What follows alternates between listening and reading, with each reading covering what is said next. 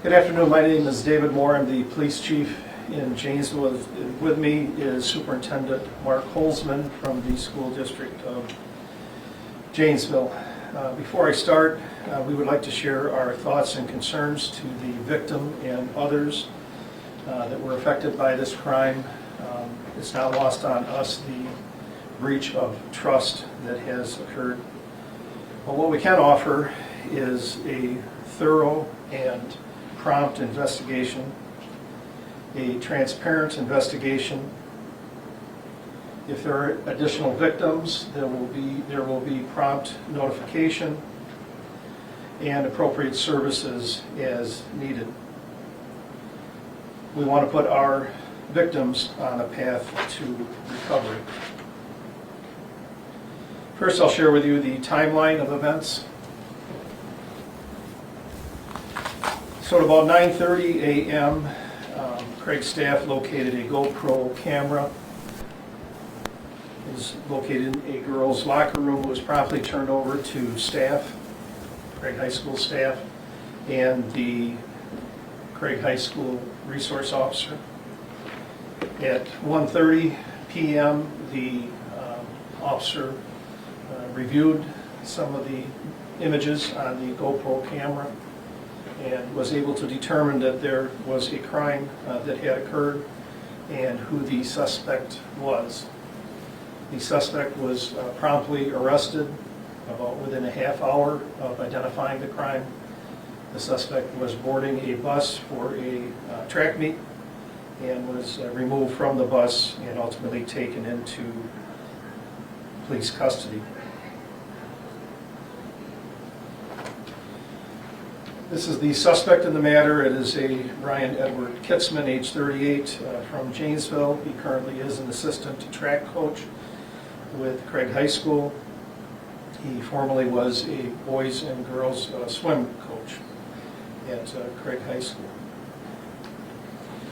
Here are the charges. Mr. Kitzman is charged with possession of child pornography, capturing representations depicting nudity, and invasion of privacy.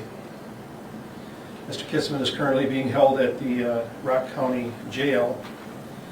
And in the next few slides, these are the legal description of the charges that Mr. Kitzman is charged with, or the statutes. In the room, and many of you have availed yourself to them, but there are this PowerPoint presentation, and I share those various statutes with you so you can pick out the appropriate charges in them. So on to the scope of the investigation, some of the tasks that have been completed. The suspect has been arrested and interviewed, and we obtained a confession. We have notified the student victim and their family of the incident. We obtained consent to search Mr. Kitzman's vehicle at the school. And we obtained a search warrant for Mr. Kitzman's home and collected several electronic devices and digital media storage devices.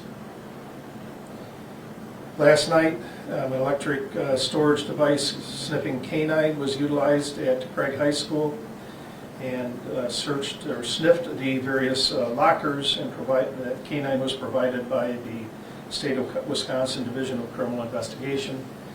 That search was also with Janesville police officers and Craig High School staff. Nothing of any evidentiary value was located in those searches.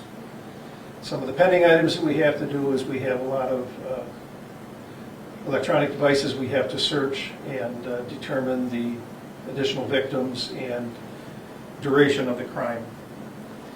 So far, we believe the duration of the crime was for 2 years, and there may be up to 18 victims. To our knowledge, these images were not shared with anyone else other than the suspect, as he kept them for his own interest. This was an opportunistic crime in that the victims were not selected.